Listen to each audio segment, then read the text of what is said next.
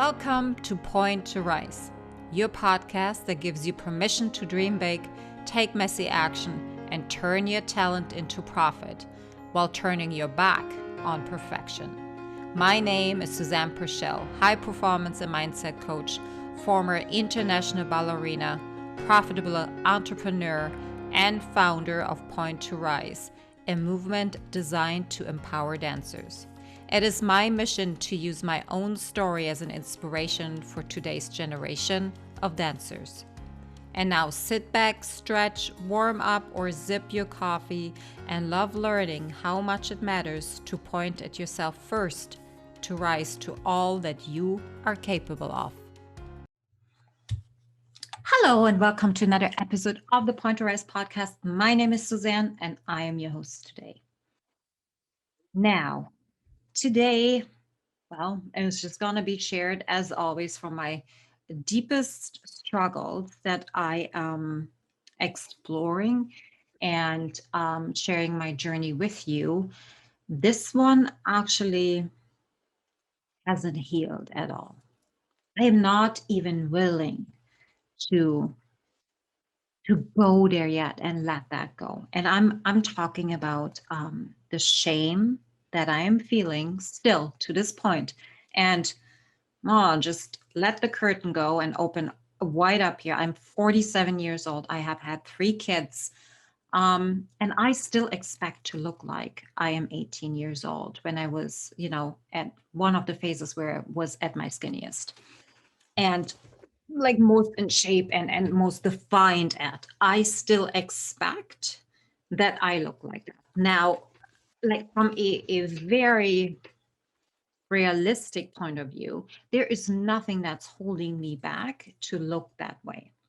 But I am not willing to put myself to the pain and all the shame that I have experienced to get there. Okay. So let me back up a little bit because I know I haven't talked about that. I may have like etched and scratched on it a little bit. I want to share with you a little bit my experience around my body when I was in ballet school, and that was 1984 till 1992. And I heard about losing weight 7 out of those 8 years in the ballet school. 7 years in my formative years, I was too big, too fat, too much. We were weighed every single week. We went on the scale. Our body mass index was taken to see if we have too much body fat on us when we were 12 or 13 or 14, still developing. And we were also shamed into being too thick. And not only by our teachers, but that rippled down into the class. Like we would do it to each other. We would look at each other and said, I think you gained some weight again. You're gonna be in trouble. That was the culture, that consistent fear and the consistent shame around who we looked with being naked. Really, what's the leotard and a tricot? What's that? That's nothing. That's like second skin. So every day we were somewhere and somewhat completely naked, and we had to carry ourselves through the day with not feeling good enough, with feeling too fat, with looking in the mirror all the time and seeing, having that fat mirror there all the time and feeling bloated when you had your period and you had no way in hiding it. And people made fun of me all the time. When I was 15 years old, I was bullied so much by the boys that were in my class, the class below, the class above me. And I remember I didn't want to live anymore because I felt so ashamed.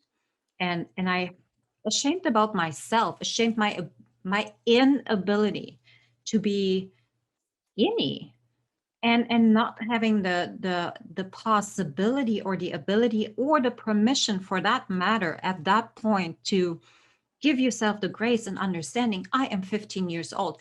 I am growing. I am developing. I'm becoming a woman I am having breasts and that's okay. And all of that didn't exist. I was traumatized. And that's when I started smoking. That's when I stopped eating somewhere somewhat. That's when all these unhealthy habits that so did not align with who I wanted to become. And I gave actually subconsciously up who I wanted to become.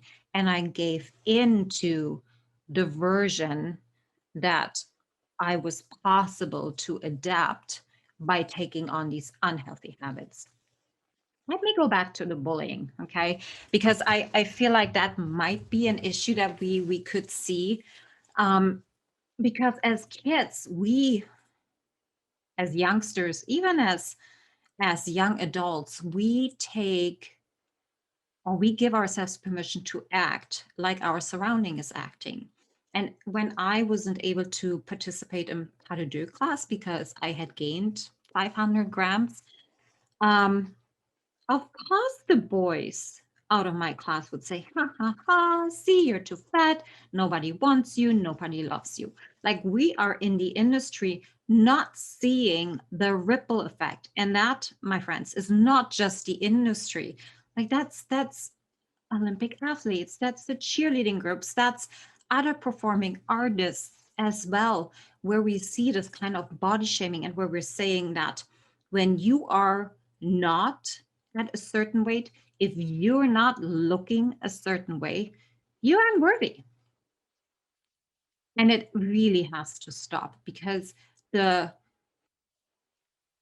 the inability for the industry to pivot is I'm not sad. I'm actually starting to become frustrated because we just don't want to change. And I think that's the problem that we're seeing. It is so comfortable for the leadership to sit there and repeat the patterns that we're seeing without actually looking at them and what are they producing. Like nobody wants to live their dream in their teens and 20s and maybe in their 30s and then be broken for the rest of their lives. Nobody wants that. At least I hope not. So here's the thing. I woke up last night and my tummy was grumbling, like it hurt. You know, when you're hungry and when you forget to eat or whatever excuse you're giving yourself because you didn't eat, or you think you shouldn't be eating because you're too big, well that was the feeling. So I woke up at night with that kind of feeling, with an empty stomach, and I thought, okay, if I eat a banana now, I could actually go back to bed and I would feel probably better. And I decided not to because the banana, where would it end up at 2 a.m. at night? It wouldn't just dissipate. No, it would end up on my tummy or my bum or my cheeks or wherever. Um, and having that as a 47-year-old that hasn't been dancing was just like having these feelings, having these thoughts. Goodness gracious, I don't have to be that size anymore, but yet I am still wanting it because somewhere deep down there, I think I am only worthy if I have the 8 pack, if I am ripped and I don't know, 110 pounds. And I don't wish that upon anybody because it is a cage. It is not free. The reason why I haven't done that work yet, because, well, I didn't even know that it was necessary until literally last night. I mean, I knew I have a problem with like looking at myself and comparing myself on social media with other people that wear tank tops and their tummy looks like perfect. Um, and I still can't stand up to me becoming an actual woman. Imagine that. I can't be because I wasn't allowed to be a woman when I was a dancer. Let me share this with you. I was 18. Um, we were rehearsing for what was it? Balanchine Mozart Divertimento number. I don't remember. And the lead has a, when they start their pas de deux, they start bourreeing on stage. And I was pregnant at that time. Nobody knew. And I had actually developed breasts. And the teacher in front of me said, "Hey, Susie, your breasts are wiggling. You need to flex that muscle." And from that moment on, I swore to myself, when I recovered from that pregnancy, I will have never, ever breasts again because I don't want to feel this ashamed of my body ever again. Because it wasn't just him and I, there were lots of other people around me. And I just couldn't deal with the actual shame. Like, we never talked about these things either, right? This is how shame can actually breed when it's not uncovered, when it doesn't have a name, when we're not talking about it. I get that now, and this is perhaps me working through all of this. This is why I'm. This is why Point to Rice is here. This is why I'm talking about these things. I want you to have the permission to do exactly the same by yourself, with somebody else, in your diary, on social media, whatever works for you, so you can let go of all the shame that you may be feeling that has accumulated in your being since you were infiltrated with these kind of beliefs. So I don't know how to end this. I don't know how to really wrap it up. I just want to really encourage you and take myself as a prime example of, don't do this. Don't wait until you're in your 40s to deal with your trauma. And deal, I mean, to give yourself permission and have the courage to look at it, because shame really only exists if you are allowing it to sink into your body. As soon as we're discovering our shame, as soon as we're giving it a name, as soon as it's coming up and we're talking with it and about it, shame actually dissipates. So take the time to uncover your thoughts. Take the time to become healthy again so that you can be the very best example for that new generation coming in. That right here, right now, today, this pattern of repetitive pain and abuse stops. It stops with us. It has to, because I don't want any other girl step into the studio ready to live her dream and get out of it broken. What is the point, right?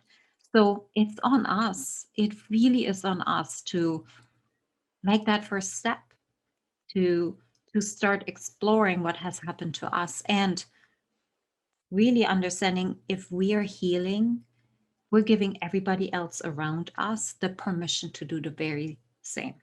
Not talking about it, about what we've experienced, is it's not like doing it, but it's also not helping anybody else.